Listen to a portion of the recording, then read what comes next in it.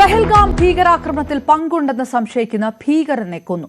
ജമ്മുകാശ്മീരിൽ നടന്ന ഏറ്റുമുട്ടലിൽ 3 ഭീകരരെയാണ് സുരക്ഷാസേന വധിച്ചത്. അവന്തിപ്പോരയിലെ ത്രാളിലായിരുന്നു ഏറ്റുമുട്ടൽ. ഉണ്ടായ പ്രദേശത്ത് തെരച്ചിൽ തുടരുകയാണ്. അതിനിടെ പ്രതിരോധ മന്ത്രി രാജ്നാഥ് സിംഗ് ജമ്മുകാശ്മീരിലേക്ക് തിരിച്ചു. അതേസമയം ജമ്മുകാശ്മീർ സാധാരണ നിലയിലേക്ക് മടങ്ങുകയാണ്. വിവരങ്ങളുമായി നാഷണൽ ഡെസ്കിൽ നിന്ന് രാകേഷ് ചേരുന്നു. രാകേഷ്, അതിർത്തിയിൽ ഇപ്പോഴും ഏറ്റുമുട്ടലുകൾ തുടരുന്നു എന്നുള്ളൊരു വാർത്തയ്ക്കൊപ്പം ഏറെ പ്രധാനപ്പെട്ടത് പഹൽഗാം ഭീകരാക്രമണത്തിൽ കാരണക്കാരനായ ഭീകരനെ വധിച്ചു എന്നുള്ള കാര്യം. ഇയാളുടെ പേര് വിവരങ്ങൾ അടക്കമുള്ള കാര്യങ്ങൾ പുറത്തേക്ക് വരുന്നുണ്ടോ? എന്താണ് ഏറ്റവും പുതിയ അപ്ഡേറ്റുകൾ വരുന്നത്? ഏത് തരത്തിലാണ്?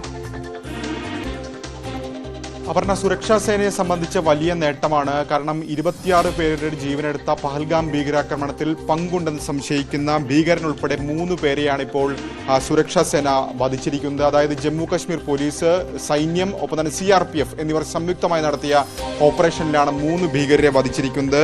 ഇതിൽ ഒരാൾ ആസിഫ് അഹമ്മദ് ഷെയ്ഖാണ് പഹൽഗാം ഭീകരാക്രമണത്തിൽ പങ്കുണ്ടെന്ന് സംശയിക്കുന്ന അന്വേഷണ ഏജൻസികളൊക്കെ തന്നെ സംശയിക്കുന്ന ഭീകരൻ. ഇയാളെ വധിക്കാൻ സാധിച്ചു എന്നാണ് ഇപ്പോൾ സുരക്ഷാ സേന അറിയിച്ചിരിക്കുന്നത്. മറ്റൊന്ന് അമീർ നാസർ വാനിയാണ്. മൂന്നാമത്തെയാൾ യവാർ അഹമ്മദ് ഭട്ട്. ഈ 3 പേരും പുൽവാമ സ്വദേശികൾ തന്നെയാണെന്നാണ് ഇപ്പോൾ സുരക്ഷാ സേന അറിയിച്ചിരിക്കുന്നത്. നേരത്തെ ആസിഫ് മുഹമ്മദ് ഷെയ്ഖിന് ഭീകരാക്രമണത്തിൽ പങ്കുണ്ടെന്ന സംശയം ആദ്യം മുതലേ ഉണ്ടായിരുന്നു.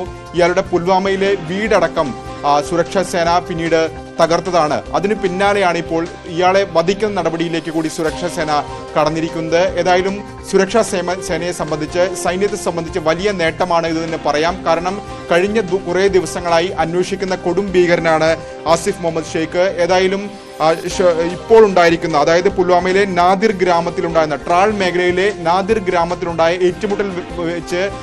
ഏറ്റുമുട്ടലിൽ ആസിഫ് ഷെയ്ഖ് ഉൾപ്പെടെയുള്ള 3 പേരെ കൊലപ്പെടുത്തിയെന്നാണ് ഇപ്പോൾ സൈന്യം അറിയിച്ചിരിക്കുന്നത്. ഏതായാലും ആസിഫ് ഷെയ്ഖ് കഴിഞ്ഞ 12-ാം തീയതി മുതൽ ഈ നാദിർ ഗ്രാമത്തിൽ ഉണ്ടായിരുന്നു എന്നാണ് സുരക്ഷാ സേനയ്ക്ക് വിവരം ലഭിച്ചത്. അതിന്റെ അടിസ്ഥാനത്തിൽ നടത്തിയ തെരച്ചിലാണ് ഇപ്പോൾ ഏറ്റുമുട്ടൽ കലാശിച്ചും പിന്നീട് 3 ഭീകരരെ വധിക്കുന്ന നിലയിലേക്ക് കാര്യങ്ങൾ എത്തുകയും ചെയ്തിട്ടുള്ളത്. ഏതായാലും ഈ പ്രദേശത്ത് കൂടുതൽ പേരുണ്ട്, കൂടുതൽ ഭീകരരുണ്ട് എന്ന നിഗമനത്തിൽ തന്നെയാണ് സുരക്ഷാ സേനയുള്ളത്. ഇതിന്റെ അടിസ്ഥാനത്തിൽ ഈ പ്രദേശത്ത് ഇപ്പോഴും തെരച്ചിൽ തുടരുകയാണ്. ഏതായാലും 48 മണിക്കൂറിനിടെ സൈന്യം അല്ലെങ്കിൽ സുരക്ഷാ സേന വകവരുത്തുന്ന ആറാമത്തെ ഭീകരരാണ് ഇപ്പോൾ ഉണ്ടായിരിക്കുന്നത്. കാരണം 13-ാം തീയതി ഉണ്ടായ ഏറ്റുമുട്ടലിൽ, ഷോപ്പിയാനിലുണ്ടായ ഏറ്റുമുട്ടലിൽ 3 ഭീകരരെ സുരക്ഷാ സേന വധിച്ചിരുന്നു. അതിന് പിന്നാലെ ഇപ്പോൾ ഇന്നുണ്ടായ ഏറ്റുമുട്ടലിലും 3 പേരെ കൂടി വകവരുത്തിയിരിക്കുകയാണ്. ഏതായാലും ഈ പ്രദേശത്ത് കൂടുതൽ പേരുണ്ടെന്ന് സംശയമുണ്ട്. അതിന്റെ അടിസ്ഥാനത്തിൽ തിരച്ചിൽ തുടരുന്നു. രാജ്നാഥ് സിംഗ് ഏതായാലും ഇന്ന് ജമ്മു കശ്മീരിൽ എത്തുകയും ചെയ്യുന്നുണ്ട്. പ്രത്യേകിച്ച് ഈ ഓപ്പറേഷൻ സിന്ദൂർ ആരംഭിച്ച ശേഷം രാജ്നാഥ് സിംഗ് ജമ്മു കശ്മീരിൽ എത്തുന്നത് ഇത് ആദ്യമായാണ്. ഏതായാലും സൈനികരെ രാജ്നാഥ് സിംഗ് അഭിസംബോധന ചെയ്യും. ഒരുപക്ഷെ അതിർത്തി മേഖലയിലടക്കം സന്ദർശിക്കാനുള്ള സാധ്യതയുമുണ്ട്. കാരണം ഏറ്റവും കൂടുതൽ നാശനഷ്ടമുണ്ടായത് അതിർത്തി മേഖലയിലാണ്. അതായത് പാക് സൈന്യത്തിന്റെ ഭാഗത്തുനിന്ന് വെടിനിർത്തൽ കരാർ ലംഘിച്ചുകൊണ്ട് ജനവാസ കേന്ദ്രങ്ങളിലടക്കം ആക്രമണം നടത്തിയിരുന്നു. ഇതിന്റെ അടിസ്ഥാനത്തിൽ ഒരുപക്ഷെ നിയന്ത്രണ രേഖയിലടക്കം രാജ്നാഥ് സിംഗ് സന്ദർശിക്കാനും സാധ്യതയുണ്ട്. രാകേഷ്, ഇതിൽ UN സെക്രട്ടറിയുമായി പാക് പ്രധാനമന്ത്രി സംസാരിച്ചു എന്നതടക്കമുള്ള വിവരങ്ങളൊക്കെയാണ്. അപ്പൊ വെടിനിർത്തൽ പാലിച്ചുകൊണ്ട് മുന്നോട്ട് പോകുമെന്ന് പാകിസ്ഥാൻ വാക്ക് നൽകിയതായിട്ടുള്ള കാര്യങ്ങളുണ്ട്. നയതന്ത്രപരമായിട്ട് ഇൻഡസ്ട്രി ടി കരാറിൽ വേണമെങ്കിൽ ചർച്ചയാകാം എന്നൊരു നിലപാടിലേക്കൊക്കെ പാകിസ്ഥാൻ എത്തുകയും ചെയ്തിരിക്കുന്നു. ആ തലത്തിൽ നടക്കുന്ന കാര്യങ്ങൾ എങ്ങനെയാണ്?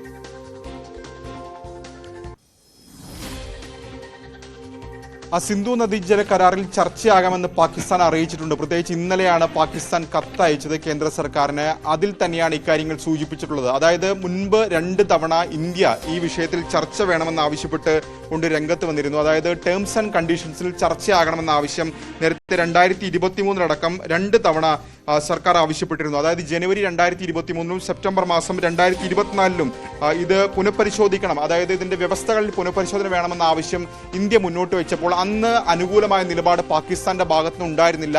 പക്ഷേ ഇപ്പോൾ പഹൽഗാം ഭീകരാക്രമണത്തിന് ശേഷം ഇന്ത്യ നിലപാട് കടുപ്പിച്ചു. പ്രത്യേകിച്ച് ഈ കരാർ തന്നെ സസ്പെൻഡ് ചെയ്യുന്ന നടപടിയിലേക്ക് ഇന്ത്യ കടന്നു. അതിൽ അയച്ച കത്തിലാണ്, അതായത് പുനഃപരിശോധിക്കണമെന്ന് ആവശ്യപ്പെട്ടുകൊണ്ട് നൽകിയ കത്തിലാണ് ഇത്തരം വ്യവസ്ഥകൾ കൂടി ചർച്ചയാകാമെന്ന് പാകിസ്ഥാൻ അറിയിച്ചിരിക്കുന്നത്. അങ്ങനെ പാകിസ്ഥാൻ ഒരു പരിധിവരെ ഇന്ത്യക്ക് വഴങ്ങുന്നു എന്ന സൂചന ഈ കരാറുമായി ബന്ധപ്പെട്ടുണ്ട്. കാരണം പാകിസ്ഥാനെ സംബന്ധിച്ച് ഈ സിന്ധു നദിയിലെ ജലം അത്യന്താപേക്ഷിതമാണ്. പ്രത്യേകിച്ച് പാക് പഞ്ചാബിലടക്കം ഈ കൃഷി ആവശ്യത്തിനും ഒപ്പം തന്നെ പ്രധാനപ്പെട്ട നഗരങ്ങളിലൂടെയും ഒഴുകുന്നത് ഈ വെള്ളമാണ്. അപ്പോൾ 80% അവരുടെ ദൈനംദിന കാര്യങ്ങളെ ആശ്രയിച്ചത് ഈ നദീജലമാണ്. അപ്പോൾ ഈ ഒരു സാഹചര്യത്തിലാണ് ഇത്തരം ചർച്ചയാകാം, അതായത് മുൻപ് ഇന്ത്യ ഉന്നയിച്ച ആവശ്യങ്ങളിൽ ചർച്ചയാകാമെന്ന് അറിയിച്ചുകൊണ്ട് ഇപ്പോൾ ഈ ഘട്ടത്തിൽ പാകിസ്ഥാൻ രംഗത്തെത്തിയിരിക്കുന്നു.